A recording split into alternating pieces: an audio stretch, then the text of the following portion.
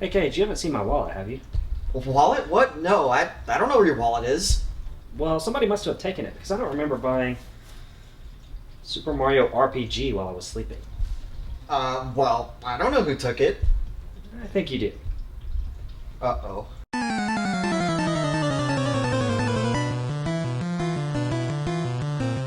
Look, your wallet getting stolen is your fault. I've been minding my own business, getting home and ready to take a nap. If your wallet did get stolen, which I doubt it did, that's not my problem. You're lying! I know you're the one that has it. Nothing else was stolen. The door wasn't busted down. I think I would have heard somebody else coming in here. Your parents didn't take it, and it was just used to buy Mario RPG, so you're lying to me! No, I didn't take it, I swear. I forgot to mention I have AirTag, which is telling me my wallet is right here. Alright, look, I'll pay you back, I promise. You idiot! You idiot!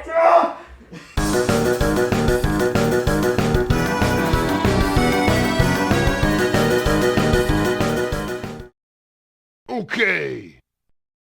Oh hey guys, say, I have a question. Do you guys like video games? I realize now why that's a dumb question, because if you're watching this video, that probably means you are way into video games. Well, what kind of video games? What genre? Platformers, action-adventures, story-focused, racing, sports, or are you a big RPG guy? Oh, RPGs. What exactly is an RPG?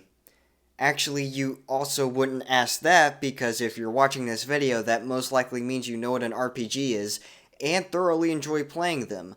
So... well, either way, it doesn't matter, because I'm going to tell you exactly what they are, and tell you about all the different subgenres. An RPG, according to Wikipedia, is a game in which players assume the roles of characters in a fictional setting. Wow, what a specific definition that only describes about 90% of video games. There's a whole page about what RPGs actually are, but Wow, that's a lot of words. Too bad I'm not reading them. basically, RPGs are games that have a narrative that you act out by your own decision-making throughout the game. Now, this means a lot of RPGs have multiple endings you can get by taking different paths in decision-making, but not all RPGs are like this, and some just focus on the core gameplay elements that RPGs have, and only have one acted-out path you can take in the story. Now, what kind of gameplay elements define RPGs? Well, that's where we get into the different subgenres that contain some elements that are in all subgenres, and some that are specific to that subgenre.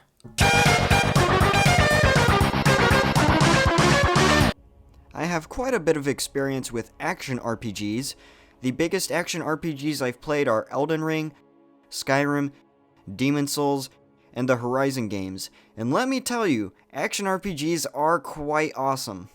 My favorite action RPG so far is 100% Elden Ring, and I don't see that changing in the foreseeable future because From Software really knows how to make really fun and challenging RPGs, and my favorite is Elden Ring by far because of the combat, class building, and the amazing open world.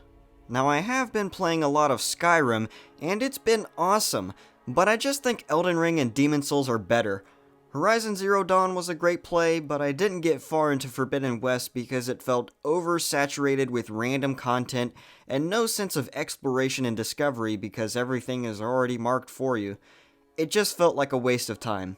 Anyway, moving on to what action RPGs are and what defines them. Now, all RPGs in every subgenre have so many different overlapping elements that makes it hard to distinguish what's different between subgenres. But thankfully, this first subgenre is very straightforward to understand. An action RPG is a game that emphasizes real-time combat over turn-based combat. That's very simple to get, but what makes it an RPG when so many games have real-time action combat? It has to do with character building, a quality in every RPG. In RPGs, you build characters to have certain stats that determine your playstyle throughout the game.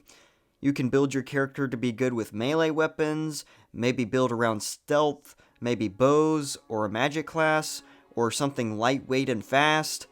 You put all your points into specific stats to build your character into a certain class that usually you already have decided when picking your starting class.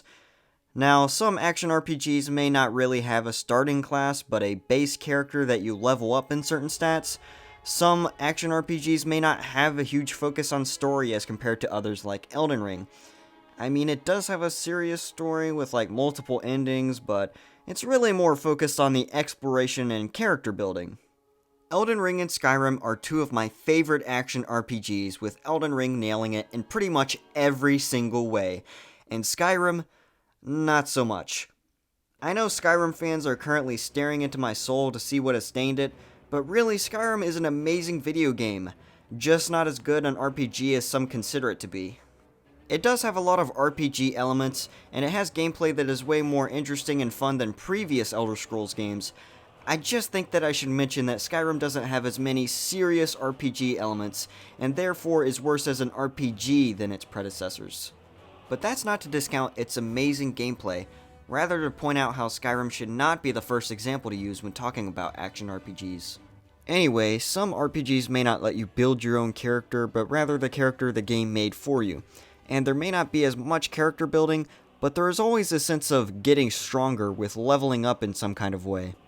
Of course, the combat is action-based, with actively fighting enemies in real time as they try to fight back, but some action RPGs do have probability. The only example that comes to mind is none other than Elder Scrolls III: Morrowind. In that game, every time you try an attack, an invisible dice rolls to determine whether you hit the enemy, whether you miss, and the amount of damage you do. Now that's a quality usually only seen in turn-based RPGs, but it's what makes the character building so important in the game. You have to level up your stats according to your class and weapon, so you miss a lot less and hit a lot more. It's a weird concept for an action RPG, but it is an interesting way to make them, and it's still in real time. The last thing worth mentioning is half turn-based, half real-time RPGs. Now, the only RPGs like this I can think of go under different subgenres, but I thought I would mention it here because of the use of real-time combat mixed with the turn-based. Since it's partly turn-based, you have other party members that you can switch between, but they attack automatically, and you control a main character in combat in real time, selecting different moves from your moveset, which combines aspects of turn-based RPGs and action RPGs. Well, that sure was a lot of words for the simplest to understand subgenre of RPGs. Next! Now, I have a lot less experience with turn-based RPGs, but I have been turning that around recently. My first experience with turn-based RPGs was with Pokemon Yellow that came with my 3DS that was a hand-me-down. Pokemon Yellow was a really fun start for RPGs with me, but I never got super far because I'd always get stuck midway through the game. But I decided I wanted a Pokemon game for my Switch since it was so fun, and got Pokemon Sword as a present. Pokemon Sword was so mediocre. It's probably just me, but it was not interesting and barely fun for me. And that game made me so anti-turn-based RPGs that I steered clear of them until relatively recently. I tried the Triangle Strategy demo, it was okay. But then I pre-ordered the Super Mario RPG Remake because I saw the trailer and was like, huh, that looks sick. It got me into turn-based RPGs and was one of the best gaming experiences I've ever had. It was just so much fun. And then I made a huge leap and got Baldur's Gate 3, which I'm still playing through and having so much fun in. And that's my experience with turn-based RPGs. Now, there isn't one subgenre to describe turn-based RPGs, even though there really should be, but there isn't too much that's different to talk about. JRPGs are Japanese RPGs.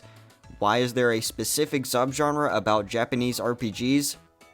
I don't know, but it is different than other subgenres. I think the name JRPGs should be changed to something else to describe any game that is a JRPG and any that is like a JRPG. But anyway, JRPGs are usually turn-based RPGs with a narrative focus that usually has a character that is already made for you instead of one you create. There is leveling up in JRPGs, but some don't emphasize character and stat building as much as action RPGs and CRPGs. Some Japanese RPGs have simpler stories with one or two endings and not a lot of decision making to branch out into different paths.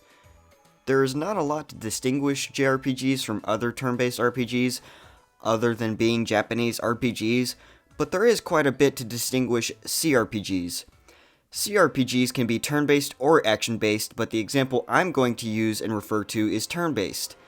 Baldur's Gate 3 is a computer RPG that got a digital release on the PS5 and recently released on Xbox, kind of ignoring the computer part of computer RPGs. But it allows me to use an example for computer RPGs that I've played since I'm strictly console-based. First off, computer RPGs take a lot from tabletop games like Dungeons & Dragons, like Baldur's Gate 3, and computer RPGs usually shine the most when it comes to decision making and branching paths.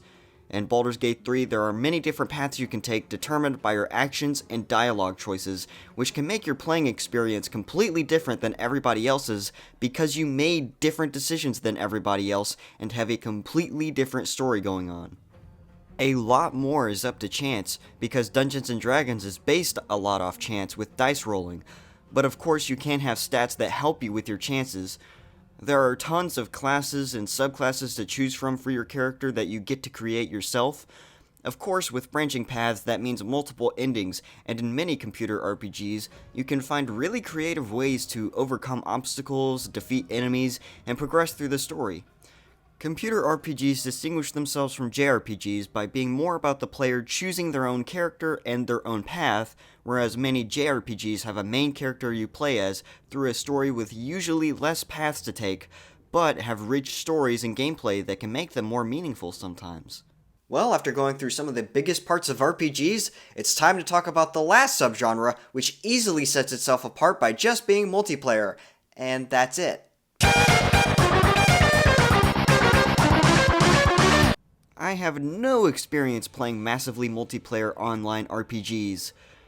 In MMORPGs, you roleplay by just communicating to other players. They're usually action-based, they're really massive in terms of how many people can interact with each other in the persistent world of the game. They can amass their own in-game culture that players can create by how they interact with each other, or the random stuff they always do. And since there's no real story, there's no pre-made character. It's exclusively characters created by the players with lots of customization. Most MMORPGs are fantasies, and most don't interest me. MMORPGs can be cool, and there have been some to gain immense popularity, like World of Warcraft, and many of them hold up well.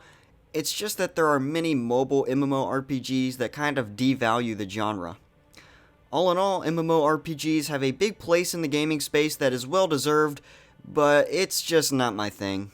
So in regards to what makes an RPG, it's a game with character building based on leveling up stats and abilities, and with a focused narrative that can usually branch out based on your decisions that can create multiple endings for unique gameplay and story experiences.